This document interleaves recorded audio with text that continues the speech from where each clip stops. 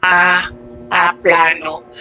And because nandiyan si Attorney Lopez na detention, because of me, I am here sa office ni Congressman Pulong Duterte because of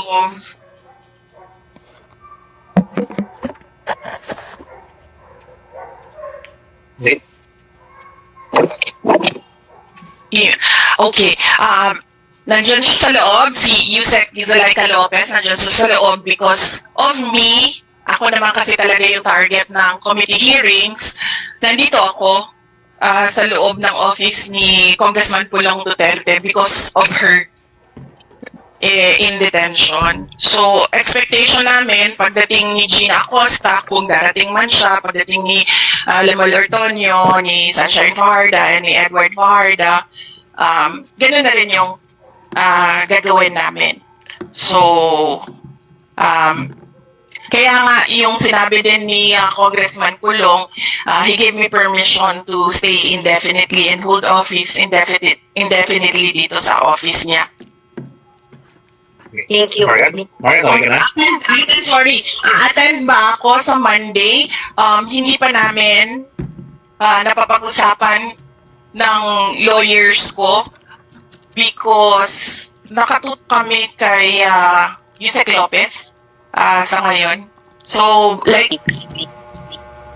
Thank you po. Pwede po last one, sorry. VP, you mentioned about your plans spending Christmas and New Year with kung sino pa po yung mga darating.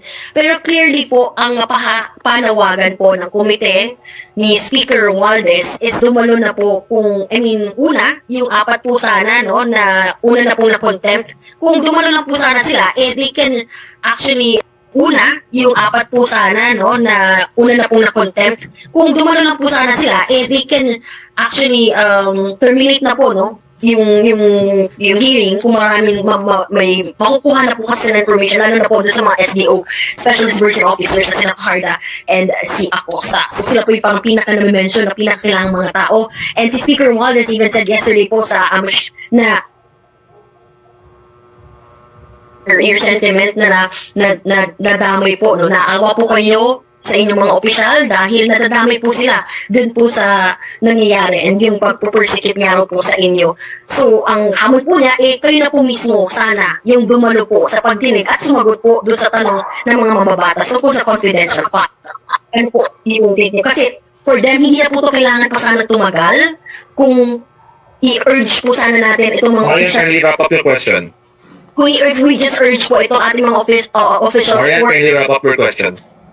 Yun na po, ma'am. Can you comment on that? Hindi na po ito tatagal kung papuntahin niyo na po itong apat of officials niyo and kayo po mismo sana ang sumagot para matapos na raw po itong issue. Okay, sige. Unang-una, nasabi ko na, no, at ulitin ko, noong inimbitahan nila kami, noong October 18, was it? Pumunta ako. Umupo ako doon. Nag-antay ako ng tanong, hindi sila, kahit isa, walang congressman na nagtanong sa akin. And because I felt na sayang yung oras ko na nakaupo doon, na walang nagtatanong sa akin, nagpaalam ako ng maayos, pinayagan ako ng maayos, nagpapasalamat ako na umalis. So, I am not at their beck and call na tatawagin ka, pauupuin ka doon, gagamitin yung buong araw mo, yung buong oras mo, tapos lang itatanong sa iyo. 'Di ba? Kami may respeto kami sa oras nila, dapat magrespeto din sila sa oras ng mga resource persons na tinatawag nila tapos umuupo doon nang wala namang tanong. Okay? So, I do not understand saan nagagaling yung sinasabi nila na hindi uma-attend, hindi sumasagot. Umupo ako, walang tanong. At ang next is, ako na daw dapat ang umupo doon at sumagot. Sabi ni Martin Romualdez. Unang-una, I did not vote for Martin Romualdez as congressman. Kung taga-Tacloban man ako, hindi din ako boboto sa kanya as congressman. I do not... gave him my trust and confidence as congressman. I did not vote for him as Speaker of the House of Representatives. Diba? So, kilala ko siya as Martin Romualdez. But I did not vote for him for congressman and speaker. So, wag niya akong pagsabihan kung ano yung dapat kong gawin. And then, doon naman sa apat, lagi kong inuulit-ulit yan. Hindi ako yung uupo doon, sila yung uupo doon, sila yung iinsultuhin, sila yung babastusin, sila yung mamaliitin. So, kailangan yung tao ang mag-decide. Kakayanin ko ba ito o hindi? Kung kakayanin ko ito, pupunta ba ako o hindi? I cannot tell people what to do, especially if it will put them under so much mental stress and torture. So, ang akin lang, kung ano yung desisyon nila, yun yung susuportahan ko. Thank you very much. VP, just to clarify na po, the first hearing where you attended po, hindi na po kasi kayo nag-oath, kaya hindi po nila kayo tinanong yung oath po na which you will say the truth na nothing but the truth po. Kaya hindi na po sila nagtanong. Yes, opo. Kasi po, sinasabi ko, unconstitutional yung rules nila. They interchange persons and witnesses doon sa rules nila. They say inquiry, they interchange inquiry and investigation doon sa rules nila. Walang investigatory prosecutorial powers ang Congress. They can only do in aid of legislation and they must respect the rights of persons appearing therein. But hindi na natin nakikita yun ngayon. Nakikita nyo kung ano-ano na lang gusto nilang sabihin.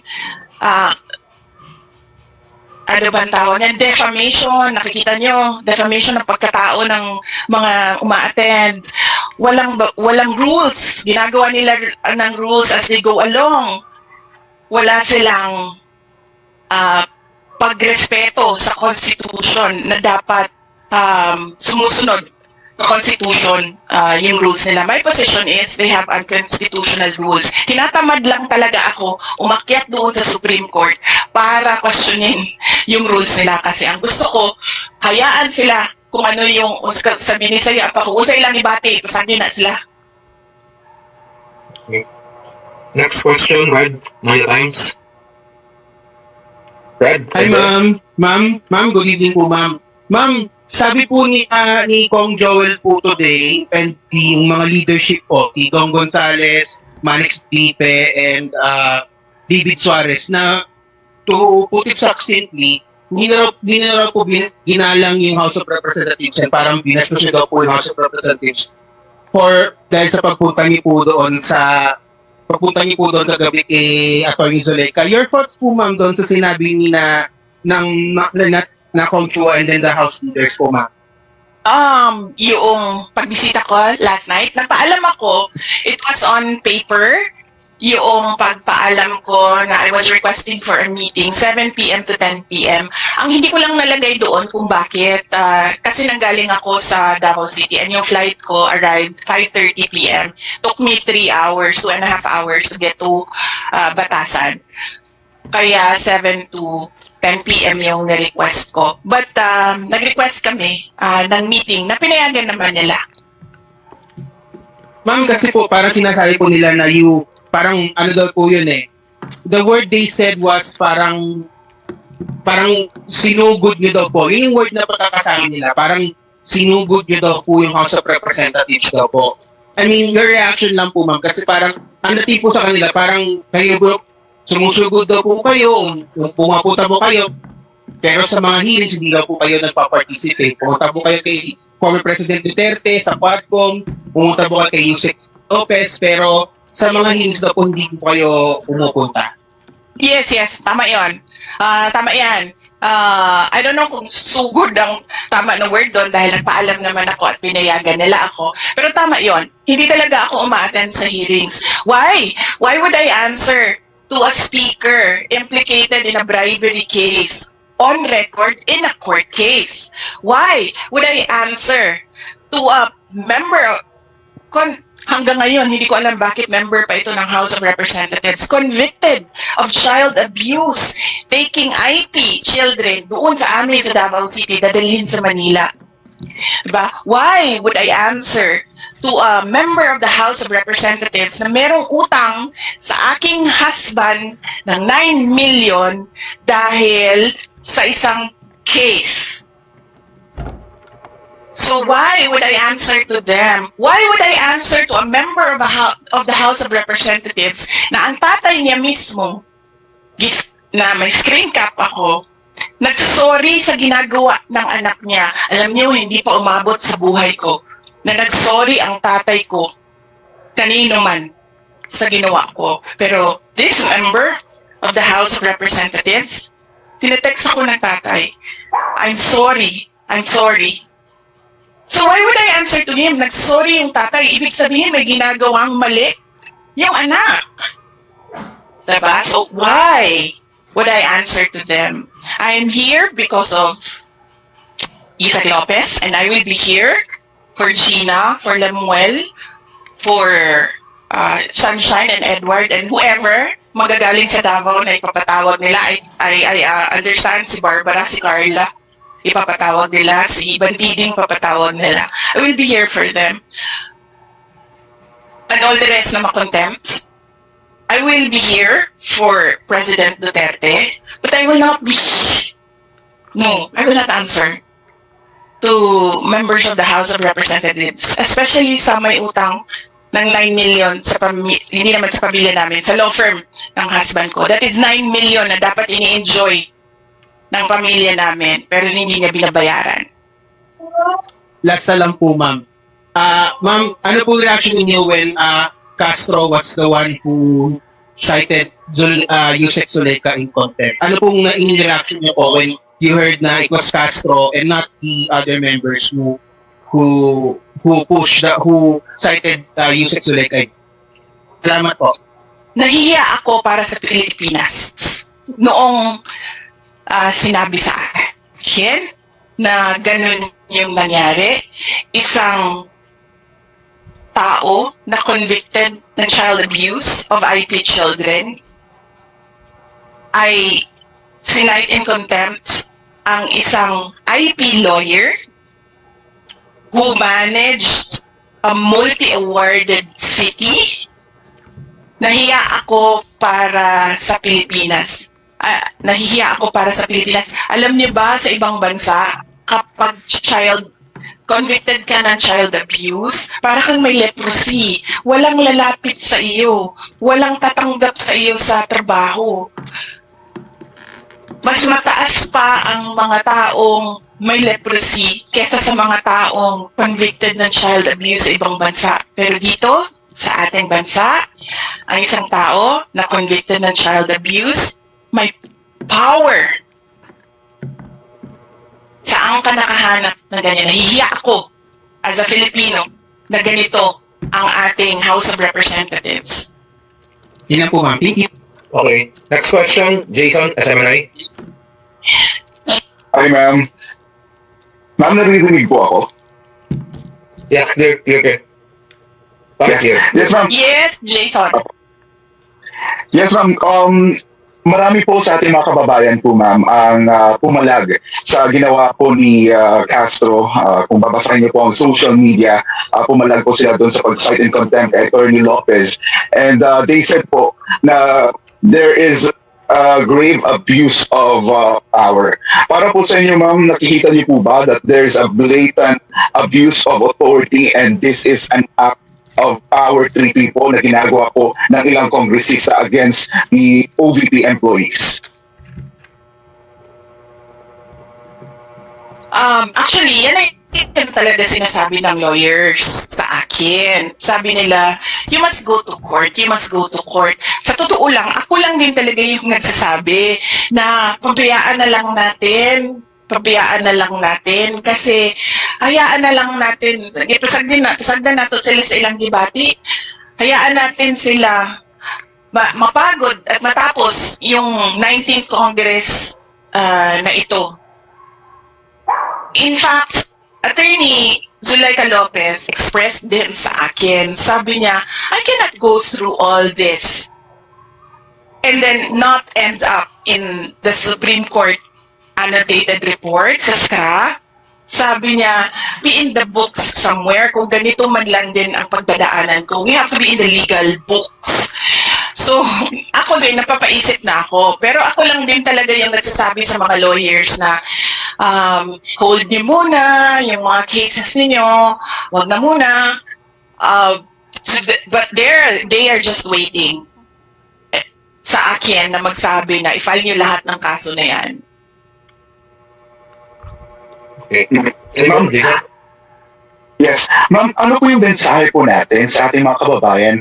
Kasi parang sila, ma'am, hindi na po maiwasan, nababasa po natin sa mga social media accounts na nagpapalabas, galit na galit po sila sa nangyayari. Dahil po parang nababaliktad na po daw, ang isang convicted, yun yung nag-cite in contempt sa isang abogado na isang regular o ordinaryong empleyado lang ng gobyerno na nais lang na magtrabaho, then sa isang hearing din, parang mas kinukundin pa yung may ginawa against criminality and drugs. Instead, ang i-condemn is yung mga drugista.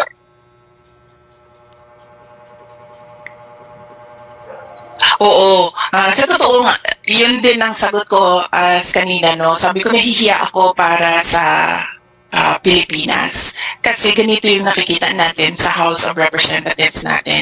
And naiintindihan ko yung galit ng mga tao. Kasi hindi alam ng mga tao kung ano yung gusto nila makita sa ating mga members ng House of Representatives. Alam nyo, sabi na rin sa akin, si Congressman Pulong Duterte, sabi niya, at this point, nahihiya ako na member ako ng 19th Congress. Meron ng isang congressman, isa lang yon. Pero, di ba, as a speaker, hindi ka rin ba maghihiya at mag-isip na meron kang member na nahihiya na member siya ng House of Representatives? So, naiintindihan ko yung galit ng mga tao. Yung mismong congressman nga, nahihiya na siya eh.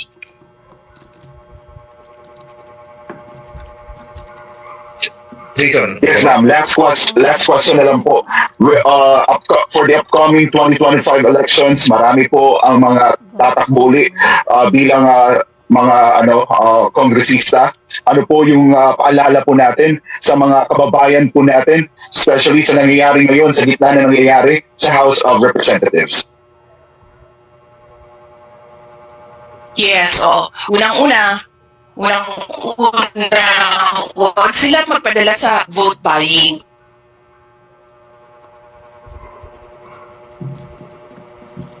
Unang-una, huwag sila magpadala sa vote buying. Ang vote buying ngayon, nakatago na sa pangalang ayuda, nakatago na sa pangalang AIX, nakatago siya sa pangalang AKAP, nakatago siya sa pangalang tupad. So, unang-una, pera nyo yan, pera yan ng bayan. Tanggapin nyo yan. Hanapin nyo ang buong amount doon sa voucher kung ano dapat ang tanggap ninyo. Huwag kayong magpadala sa vote buying. Kasi we will end up in an embarrassing situation na nanonood sa atin ang mga ibang bansa kasi ganito ang nangyayari sa House of Representatives natin. Pangalawa, huwag kayong maniwala sa mga promises ng mga politiko. Tingnan nyo kung ano yung kanyang track record. Kasi ang promise ay hindi pa nangyayari. Sa susunod pa yan. That is a future event. Pero tingnan nyo ang past ng politiko na yan. Ano bang nagawa niya? Ano bang nabigay niya? Ano ba ang promise niya noon na naibigay niya o hindi niya nabigay? And pangatlo, ako galing ako sa political dynasty ha. Hindi ko inaano yan. obvious naman yan. Pero hindi dahil galing yan sa isang pamilya ng mga politiko ay automatic na ang boto ninyo. Pag-isipan ninyo kung ano ang kapasidad ng tao na yan bago ninyo iboto. Huwag kayong bumoto dahil sa apelido. Okay? Okay ka na, Jason? Are you? Maraming salamat, ma'am. Okay. Thank you. Next question, Dempsey, Philippine Daily Courier. Hi, ma'am. Good evening. You mentioned a while ago about parang tinatamad lang talaga kayo magpunta ng Supreme Court to challenge the hearings. Tama po ba? Na parang ganun yung sitwasyon na yun. And Yes. discuss talaga, ma'am, na may parang gagawin kayo sa ng legal remedy or to go to Supreme Court to challenge this. I mean, what would possibly prompt you to go there already? I mean, hindi pa ba enough na seeing what's happening right now for you to go to Supreme Court? I mean, di ba, parang you mentioned na nga na parang, I mean, from the questions earlier, sinasabi na parang na-persecute ng araw, won't those be enough reasons for you to go to Supreme Court already and to challenge it? I mean, if you're not going to attend, why not just challenge it to the Supreme Court then? Oo, totoo yan. I think mali ang word na nagamit ko kaninang natatamad. Hindi pa ako fully committed. Hindi ako fully committed na mag-file ng cases. Although lahat ng cases nasulat na ng mga lawyers. It's a matter of filing. In fact, kanina, kami ni Attorney Lopez, we were signing the verification and certification of non-forum shopping. Nagpirma na siya, nagpirma na ako. Inaantay na lang namin na magsabi ang mga lawyers na we're ready. Everything, all the documents are ready for filing. Pero nasulat na lahat. Yung sa akin lang kasi, parang yes, tama naman, may question sa mga korte natin yung ginagawa ng 19th Congress. Pero naisip ko din kasi hanggang June na lang din naman sila. And hindi naman ito kasi matatapos sa June para sa akin. Matatapos ito sa 2028 kung meron ng bagong Pangulo. Kung matuloy man ang eleksyon ng 2028. Kasi nandoon pa rin sa isa sa mga discussion and bullet points nila ang charter change. So, kailangan namin upuan ulit again and again ng mga lawyers, but ready sila sa kanilang mga hinanda na cases. Okay. Siguro follow up. I mean, what would prompt you to finally attend the committee hearings? Kasi parang, as mentioned nga earlier, I mean, the panel was clearly looking for you and the other officers from your office na mag-appear doon po sa committee hearings. I mean, what would prompt you? Ano yung parang magiging final straw nyo for you to finally attend and to somehow respond to the questions being raised during the previous hearings? May parang certain move ba na dapat gawin yung house bago kayo umattend po mismo? Or anything that would prompt you to finally go there?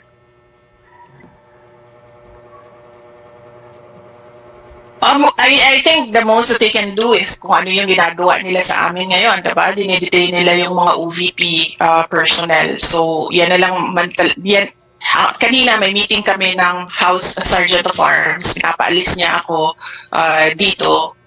And then, sinasabihan niya ako, because we have to put extra security because the Vice President is here. And then told them, sir, I am not your security problem. Kasi meron namang akong sariling security. Bayad din naman yan sila ng gobyerno para bantayan ako. So, let them be na magbantay sa akin. So, you don't need to worry about my security. At sabi ko sa kanya na Sabi niya, hindi, kasi baka may mangyari sa'yo dito sa loob. Sabi ko, sir, isa lang naman ang gusto kong matay sa akin, si Martin Romualdez. And I don't think gagawin niya yan dito sa loob ng House of Representatives. Gagawin niya yan doon sa labas. So siguro, harm to the safety and security of OVP personnel. Yan lang ang maisip ko ngayon, top of mind answer. Okay. Siguro ma'am, last follow-up na lang. You said na si Martin Romualdez lang ang may gustong pumatay sa inyo. What made you say that?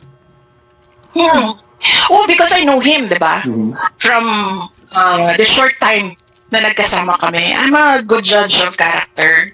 Mabilis ako maka-assess ng isang tao. Okay po. Nagkasama kami sa kampanya. And I'm no psychologist, pero that man has so much baggage and insecurities sa buhay niya. Okay. Yeah, ma'am. Thank you. Okay, okay, thank you, MC. Next question, Kat Domingo Iglesias. Kat? Kat, are you there? Good evening, Vice President. Ma'am, during your first few press conferences with us, you mentioned that merong triumvirate or triangle power of triangle power, something like that. And you mentioned that sa susunod na press conference niyo nababanggitin, particularly some details about the House Speaker and the First Lady. May we finally know ano po ito, ma'am? Sit in. Sit in lang. Sit in. Well, yes, dinidiscuss namin yan kagabi, no? Diniscuss din namin yan kagabi. And kasi, mamimension ko yung pangalan ng First Lady doon sa mga sinasabi sa hearing. And, alam mo yon, ang gusto lang naman namin kasi lahat sa Office of the Vice President ngayon, magtrabaho. In fact, kung makita niyo doon sa loob, if you're allowed to visit Yusek Lopez, isang buong malaking plastic box ng documents ng trabaho ang ginagawa niya. Ganun din ang gusto ko, that I be allowed to attend my events and go around to talk to the people. Yun lang ang gusto namin. Kaya, sinasabi ko, kung pwede sana sagutin ko yung mga tanong doon about sa committee hearings sa ibang araw, because I'm waiting for them to push it para makasagot ako. Sa ngayon kasi kulang pa para sa akin kulang pa. So I'm waiting for them to push it para ako magsalita. Hindi ako nagsasalita ngayon kasi ang gusto ko nga, ituloy na lang nila yung hearing nila at tapusin nila kung kailan nila tapusin para makabalik na kami sa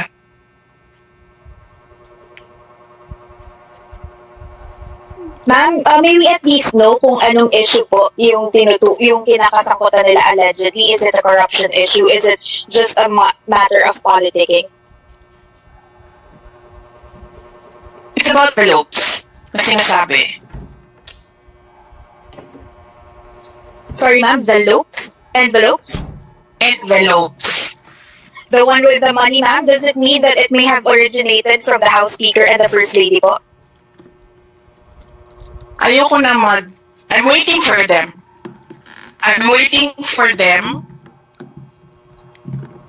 Na umabot sila doon. Ngayon kasi tinigilan nila yung envelopes Hindi ko alam kung naririnig nila yung mga discussions namin. Nakikinig sila sa mga discussions namin. Tinigilan nila So I'm waiting for them to push. Inaantay ko kung ano yung mga sasabihin nila para one time na lang yung sagot. Okay, ma'am, may we at least know kung sino po yung congresswoman or man na sinasabi nyo na may utang sa husband nyo ng 9 million pesos, as well as the lawmaker whose dad has been apologizing to you over his or her conduct in the hearings. Sit and interview mo. But sit in. Yeah. So, oo, hindi ko masabi kasi hindi ako nagpaalam sa asawa ko na sasabihin ko yung pangalan. Kukunti lang naman yan sila nandiyan sa Committee on Good Governance. Hanapin niyo yung may mga kaso. Tapos, kukunti lang din yan sila dyan na may tatay na politiko. So, by process of elimination, madali nyo lang mahulaan kung sino yun. Sorry, Sige po. sandali lang ha. Ay, Hindi sige po po. exclude na natin si Franz Castro. Hindi yan tatanggapin na kaso ng husband ko. Okay, salamat po. Okay, next question after ni Scott. Glenn Luego, DZWB, Jamie Soporadio. Glenn. Aso. Hi, Vicky. Maayong gabi. Oo. Ma'am, tanong ko lang po sana kung plano niyo po mag-stay dyan until New Year. May kipag-usap po ba kayo sa liderato ng Kamara, Vicky? Kasi parang kanina naglabas na sila ng statement na parang nilalabag nyo na yung protocol po nila. Thank you, ma'am. Oh yeah, yes. Actually, pinuntahan ako dito ng Sergeant at Arms. Kanina, nakipag-meeting siya sa akin. We sat down and we talked and then he leave. And no, I will not leave. Sabi niya, I need to do my job. You need to leave. Sabi ko, ano bang gagawin mo? Bubuhatin mo ako palabas. Sabi ko sa kanya. Sabi niya, hindi naman. I will just escort you out. And then sabi ko sa kanya, I will escort you out of this office. Sabi ko sa kanya. And then he said, again, you need to leave. Paulit-ulit 100 times, he said, you need to leave. And then I said na, alam mo sir, ganito na lang gawin natin. No? Yung boss mo, congressman. Yung may-ari ng opisina na ito, congressman. So sir, why not? Sabi ko sa kanya, i-elevate natin sa kanila dalawa ang pag-uusap. Huwag tayo yung mag-usap dito kasi gusto mo akong paalisin. You want to escort me out. I want to escort you out. So meron tayong kumbaga impasse dito. Sabi ko, yung boss mo, congressman, yung may-ari ng opisina na ito, congressman. Hayaan natin sila kasi pareho silang congressman. They're both above our pay grade. So yes, pinapaalis nila ako. But no, sabi ko, kausapin niyo si Congressman Pulong Duterte. Thank you, ma'am. Thank And you. then I told them as well, sabi ko, sir, dagdag ko lang, I told him as well, sabi ko, sir, alam mo, kami sa Office of the Vice President, sa opisina namin, meron talaga kaming guide for austerity measures, kung ano yung dapat gawin to save government funds. Isa yon sa pagpatay ng kuryente. Sabi ko, naiintindihan ko yan. Kaya nga kagabi, nung sinabi sa akin na papatayin yung kuryente, sabi ko, go ahead, kasi meron naman ako dalang flashlight. Tsaka matutulog na ako. Saan ko ba kailangan ng kuryente kung matutulog na ako? Isasaksak ko ba yung sarili ko para makatulog? Hindi naman. So sabi ko, sir, patayin niyo lang yung kuryente. I applaud the House of Representatives for having austerity measures. Sabi ko, sir, kung kailangan nyo i-cut yung tubig, cut nyo lang yung tubig. Wala namang problema yon. Sabi ko, just allow us the charging station. Kasi hindi naman kami magsasaksak sa inyo eh. Naka-charge na yun eh. But apparently, hindi ata pinayagan sa baba yung charging station. So okay lang yun. Doesn't matter. This is one thing na we have to give to the House of Representatives. I-recognize yung kanilang austerity measures. Pagtay ng kuryente at ng tubig. But actually, marami akong suggestions, Speaker of the House, to improve his compound. Mayroon akong mga suggestions. But yes, baka pagbalik niya sa Lunes, ako na yung speaker dito. VP Speaker na tawag niya yung lahat sa akin. bumalik na siya. I understand, nasa summer ba siya?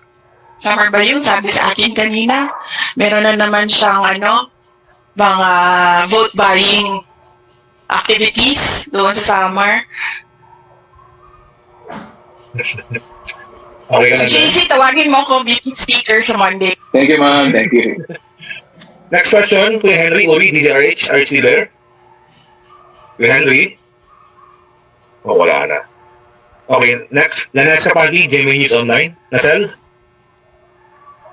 Nasel? Wala. Okay, next question, Miss Jen. JC, hanggang ano oras tayo? Ma'am, last 2 questions. 7:30? Last Last two two questions. Okay, thank you. Miss Jen, ELTV. Fixing Okay. po, VP. Hmm. Yes po. Ako. VP, itanong ko lang po, what do you think would stop all these seemingly attacks against you po? Hindi na, ma'am, hindi yan titigil hanggang sa 2028 election. Naiintindihan ko na yan ngayon. Noong una, hindi ko actually naiintindihan. Pero, noong bumisita ako kay former Senate President Manny Villar, bumisita ako sa kanya. And siya yung nagpaintindi sa akin. Sabi niya, you're number 1 in the race for presidency 2028. Sabi niya, hindi na yan titigil hanggang sa election day ng 2028. In fact, iyan yung concern ko, ma'am. Kasi I will be viable for the next 4 presidential elections. And my fear is hindi siya titigil for the next 4 presidential elections. Sige po, VP. Okay, last question. So yes, Kuya Henry, Yeah. Kuya Henry, hindi nandiyan ka na pa? titigil yan, ma'am. Kuya Henry. Okay, wala na putol. So, last question is from Haji. Brigada News FM. Haji? Hi ma'am, may gabi po. Alright, May gabi. yes. Madam Vice President, you've mentioned about the AKAP, the AIX as a form of vote buying. So does it mean po ma'am na dapat po, are you saying na dapat itigil na po yung pagsasagawa po nitong tinatawag na BPSF or Bagong Pilipinas Service Affairs, since you've mentioned na yun nga po nagpunta ng Samar si speaker for the BPSF, ma'am? Well, yes, that is a matter, no, na dapat pag-usapan ng executive department. Kasi clearly, ginagamit naman kasi talaga siya sa vote buying. In fact, noong nakaraang barangay elections, meron akong kausap na isang member ng House of Representatives. And then natanong ko siya, sabi ko, magkano ba yung suporta mo sa mga barangay candidates? And then, sinabi niya, no, I don't give. Binibigyan ko lang sila ng allotment ng wala pang akap on eh. Binibigyan ko sila ng AIX and tupad. So, clearly, sa ganun, meron ng parang some sort of admission from a politician na ginagamit siya for vote buying. In fact, noong nakaraang election din ng barangay election, merong nag-file ng case talaga, di ba, sa Davao Region. Kasi ginamit siya pambayad sa mga botante. Well, kung ako ang presidente, hindi ako papayag ng ganyan. Kasi para saan ba yan? Di ba para sa mga individuals in crisis? At para sa mga kapos? Ang dami-dami kayang nakakatanggap na hindi in crisis and hindi kapos. In fact, sabi nga nung DSWD, bago lang, di ba? Nagpalabas sila ng news item. Sinasabi niya doon, huwag i-politicize ang pamimigay noong kanilang ayuda. GC, I see that certain Dodi and Kat Domingo naka-raise yung kamay nila. Gusto mo ba sila Nandun na ako, sorry. Or wala Dana po si Kat. Kat is done. okay. Okay. Dodi? Okay. Oh, Sige. really? Last question. Yes, hello BP. Oo, may Dodi na oo. Yeah. Okay, so citizen lang ako, average citizen, average voter. So, obviously, hindi naman talaga in aid of legislation yan. Tama kayo, BP. And para sa akin kayo yung kauna-unang nabulot yung VPN. Election pa lang, alam natin, by 2028, kung sino yung susunod, and alam natin lahat kung anong gagawin yung mga yellow and left para ma-prevent yan. Pero look at us now. Ngayon, sa bansa natin na nagiging voice of reason, ito mga left. Mga left, something is wrong. Di ba? Ngayon ako lang, ma'am, hindi naman seryoso, pero you think may sibling rivalry itong si Senator Amy at BBM? Kasi, ini-expose at na-expose tuloy yung leadership ng kapatid niya. Yun lang, ma'am.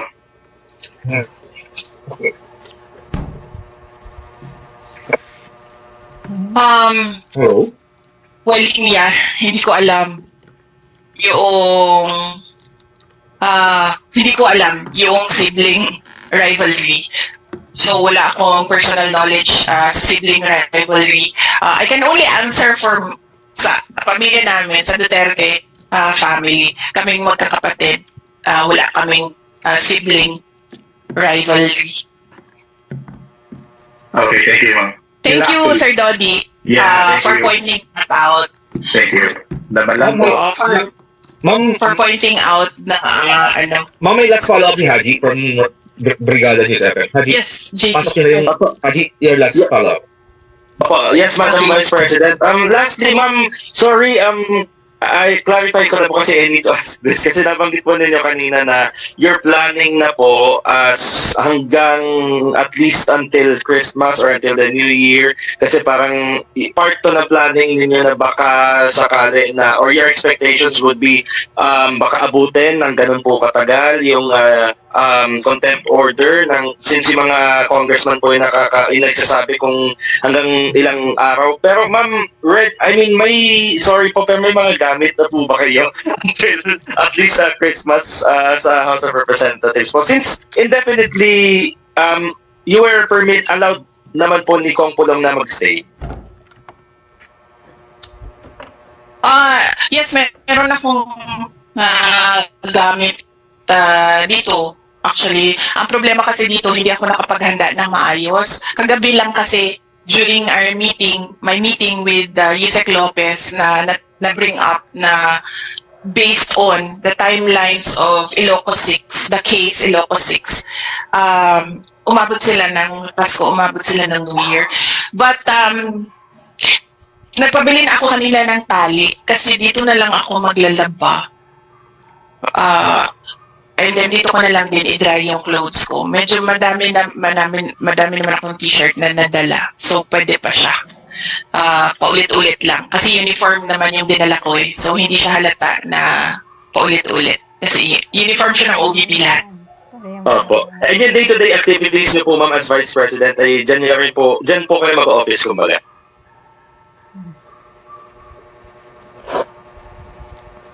Yes, kanina I did a Zoom meeting. Si Yusek Lopez din, binigyan na namin siya ng Wi-Fi so she can do the Zoom meetings. Actually sa sa OVP, karamihan online meetings kami karamihan doon. Bihira yung in-person meetings namin.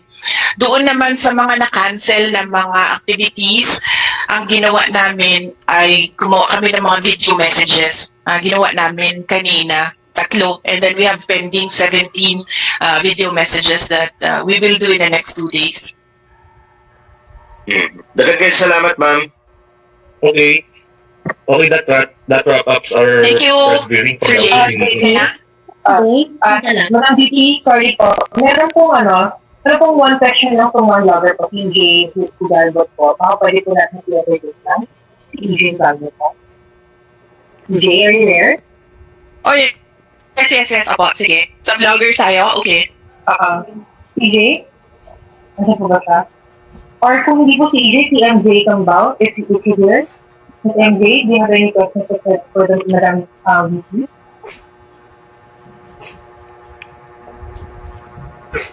Alright, so mukhang wala po. Pero meron pa pong nag-raise ng hand eh. Okay. Are we going to edit? Ay, sino po? Si Ayan po si Dio Galbot po. Yeah, hi, Sir, VP. One, two, Opo. Yes. Hi, Inday. May gabi, Inday. Yes, last question, sir. Hi, from Cebu, Liloan. The land Opo, of the sir. Pastos.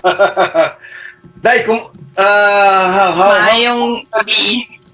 yes, mayong gabi. How is the family, no?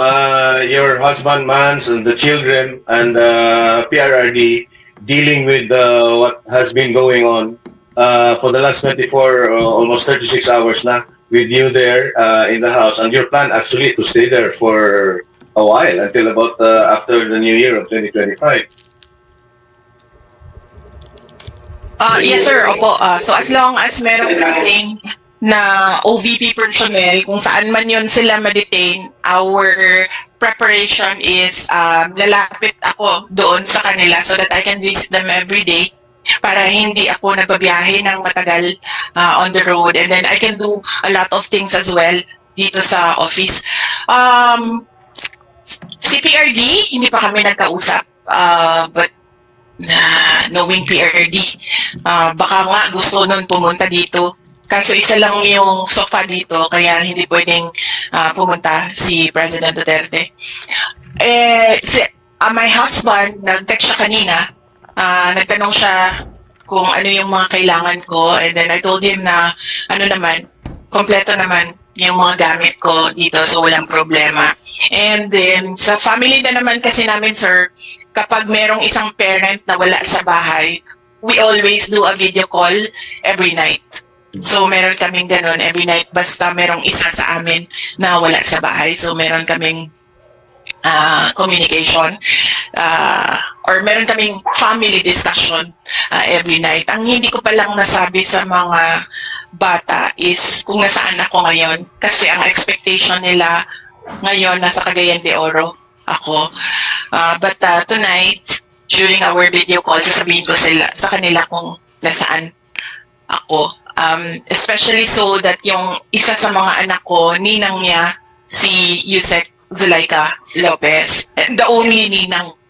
Kasi ano lang yung godparents niya. Isang ninong, isang ninang. And they're very close, yung anak ko tsaka si Yusek Lopez. So, I expect her to understand kung bakit nandito ako. But mag-usap kami mamaya. Day, follow-up question na lang, no? You mentioned, Thank you. baka pupunta si PRRD dyan. Yes. What if maraming mga supporters mo ang gusto na rin pumunta dyan sa batasan, mga ordinary Filipinos? Yes. Yan din madami actually nag-text sa akin, sir, na gusto nila pumunta. And then sinasabihan ko sila na wag na kayo pumunta. Alam ko, lahat ng mga tao ngayon ay kulang ang kita, kulang ang hanap buhay.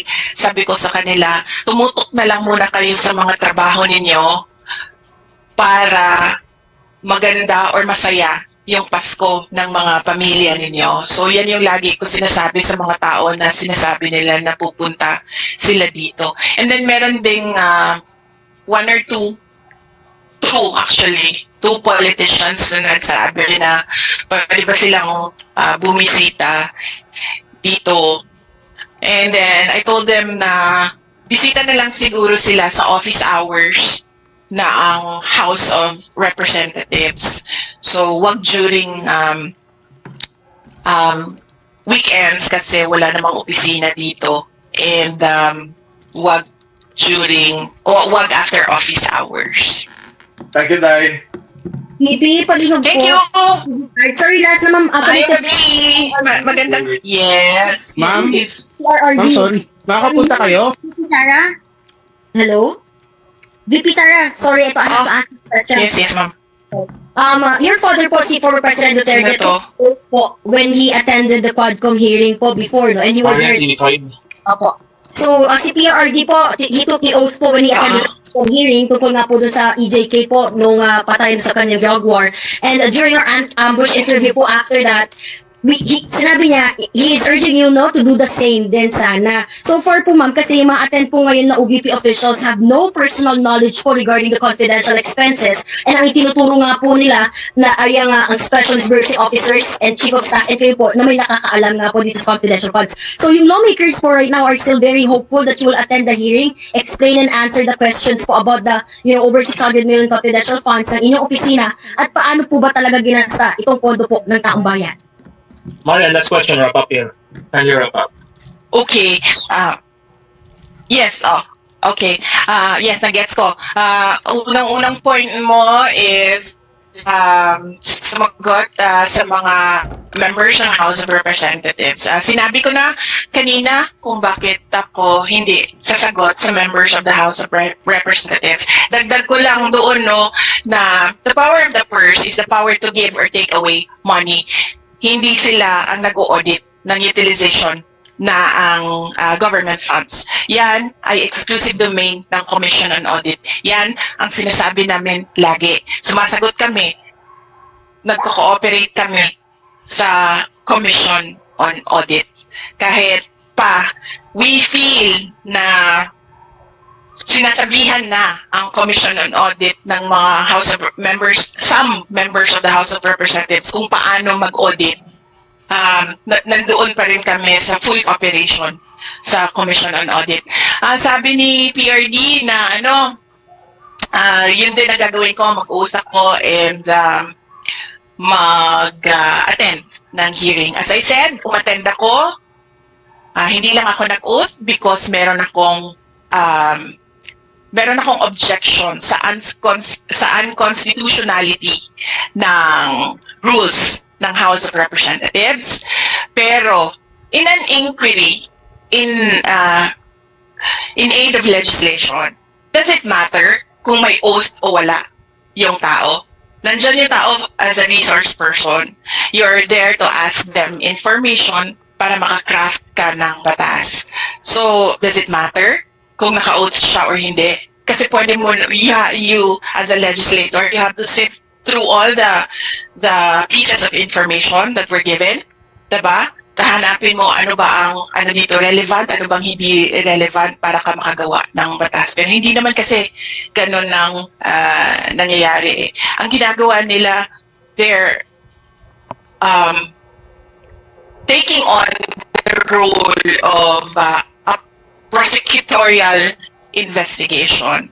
And pagdating naman kay PRD, he's already a former president. So, sabi nga niya, di ba, huwag kayo maniwala sa akin kasi vice president lang ako. Hindi ako maniniwala sa kanya kasi former president siya. Hindi naman siya incumbent president. Alright, I think that's it, no? Ma'am, okay po ba? Thank you! Maraming salamat po. Salamat. Thank you! Thank you Ma'am, po. Thank you, Quincy. God bless Thank you, Pebbles. And thank you, DDS communications team.